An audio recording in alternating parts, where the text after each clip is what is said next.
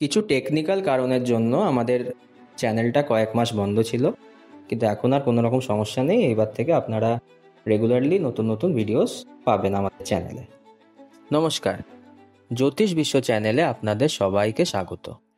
আজকে আমরা আলোচনা করব যে মেষ লগ্ন জাতকদের জন্য, অর্থাৎ যাদের অ্যারিস অ্যাসেন্ডেন্ট, তাদের 2025 সালটা কেমন যাবে। এই বছরটা খুবই গুরুত্বপূর্ণ, কারণ কি কিছু বড় প্ল্যানেট অর্থাৎ গ্রহ তাদের রাশি পরিবর্তন করছে।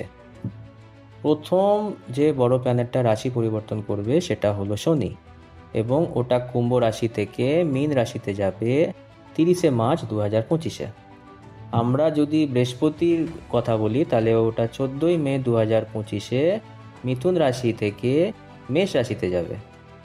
আর বৃহস্পতি যখন একটা রাশি থেকে আরেকটা রাশিতে যায় তখন সেই রাশিতে 1 বছর থাকে, কিন্তু 18ই অক্টোবর 2025-এ ওটা কর্কট রাশিতে চলে যাবে।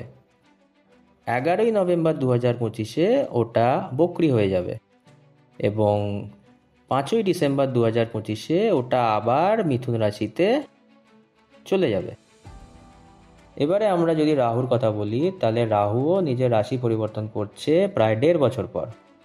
30শে মে 2025-এ ওটা মীন রাশি থেকে কুম্ভ রাশিতে যাবে, এবং একইভাবে কেতু 30শে মে 2025-এ সিংহ রাশিতে যাবে।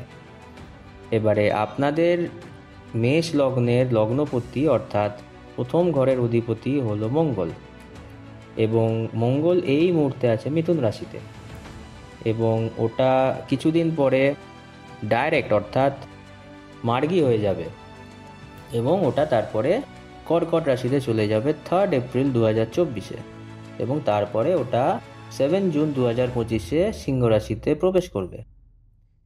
এবারে শনি যখন মীন রাশিতে যাবে তখন খুব একটা বেশি কিন্তু পরিবর্তন হবে না। আপনারা যদি কোনো রকম প্রপার্টি কিনতে চান কিনতে পারেন।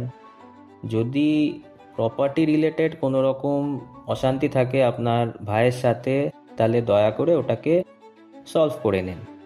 যদি আপনাদের কোনো রকম পেন্ডিং কাজ থাকে তাহলে প্লিজ ওটাকে কমপ্লিট করে নিন।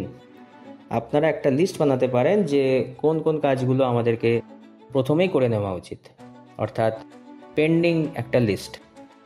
যখন শনি তার রাশি পরিবর্তন করবে আর যখন বৃহস্পতি তৃতীয় ঘরে আসবে অর্থাৎ 3rd হাউসে আসবে, আপনি কিন্তু আপনার জীবনে কিছু অসুবিধা ফেস করতে পারেন।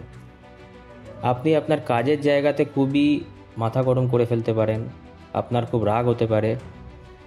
আর বৃহস্পতির নবম দৃষ্টি যেহেতু আপনার একাদশ ঘরে পড়ছে, তাই আপনার খুব ভালো সময় ইনকাম করার জন্য। আর রাহু যেহেতু একাদশ ঘরে যাচ্ছে, ওটা খুবই শুভ অর্থাৎ পজিটিভ। আর বৃহস্পতি যেহেতু আপনার বিয়েরও প্ল্যানেট, তাই বৃহস্পতি আপনাদেরকে কিন্তু বিয়ে করতেও সাহায্য করতে পারে, এবং যদি আপনাদের বিয়ে সাপোজ হচ্ছে না, নানান রকম সমস্যা হচ্ছে, বৃহস্পতি ওগুলো কিন্তু সলভ করে দিতে পারে। এবং যেহেতু বৃহস্পতি নবম ঘরেও দৃষ্টি দিচ্ছে, নবম ঘর মানে হলো ভাগ্যস্থান, এবং এটা খুবই শুভ। আর শনি যেহেতু আপনার দ্বাদশ ঘরে, তাই আপনি কিন্তু একটু লেজি ফিল করবেন, অর্থাৎ কাজ করতে সেরকম ইচ্ছে করবে না, এবং প্রপার্টি রিলেটেডও কোনো রকম প্রবলেমস থাকতে পারে। সেই জন্যই আমি বলছি যে প্রপার্টি রিলেটেড যদি কোনো রকম প্রবলেমস থাকে তাহলে এটা দয়া করে 3 মাসের মধ্যে আপনারা সলভ করে নিন। আর যেহেতু মঙ্গল হচ্ছে আপনাদের লগ্নপতি, ওটা মিথুনে যেই যাবে আপনি কিন্তু খুব এনার্জেটিক ফিল করবেন, অর্থাৎ আপনার কাজ করতে খুব ইচ্ছে করবে, লেজিনেস কিন্তু আর থাকবে না। সো এবং এই জন্য আপনারা আপনাদের পেন্ডিং কাজ যত পারবেন করে ফেলবেন। রাহু একাদশ ঘরে যাওয়াটা খুবই শুভ। খালি একটা মাত্র এখানে সমস্যা হতে পারে যে আপনার হয়তো আপনার বাবার সঙ্গে কোনো রকম যে কোনো ব্যাপার নিয়ে সমস্যা হতে পারে, এবং এটা জুন মাস থেকেই হবে। তাই যতটা পারবেন ঝগড়াঝাটি অ্যাভয়েড করুন। বাবা যা বলবে একবার শুনে নিন, কিন্তু কোনো রকম ঝগড়াঝাটিতে যাবেন না। আপনার এই বছর কিন্তু নতুন একটা সোর্স অফ ইনকামও হতে পারে। আর আপনি সবসময় চেষ্টা করবেন যে বন্ধুদের সঙ্গে ভালো সম্পর্ক মেনটেন করার, কারণ কি একাদশ ঘর বন্ধুদেরকেও ডিনোট করে। আর যেহেতু রাহু ওই একাদশ ঘরেই ঢুকবে, তাই ওটা কিন্তু কোনো রকম কনফিউশন ক্রিয়েট করতে পারে। তাই বন্ধুদের সঙ্গে আলোচনা করে নেবেন যে যদি যদি কোনো রকম কনফিউশন থাকে যে কোনো ব্যাপারে। আর যারা চাকরি খুঁজছেন তাদের জন্য জুন মাস অবধি ভালো সময়।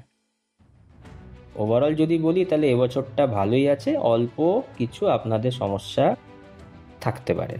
আর আপনাদের কাজের জায়গাতে যতটা পারবেন নিজের রাগকে কন্ট্রোল করবেন, কারণ কি শনি দ্বাদশ ঘর থেকে ষষ্ঠ ঘরে দৃষ্টি দিচ্ছে। আর যেহেতু কেতু ষষ্ঠ ঘরে ঢুকবে, তাই আপনারা হয়তো দেখবেন যে আপনাদের ছেলে মেয়েদেরকে নিয়ে বড্ড বেশি চিন্তিত হবেন। যদি আমাদের এই ভিডিওটা আপনাদের ভালো লেগে থাকে তাহলে কাইন্ডলি আমাদের চ্যানেলটাকে লাইক করুন, শেয়ার করুন এবং সাবস্ক্রাইব করুন। ধন্যবাদ।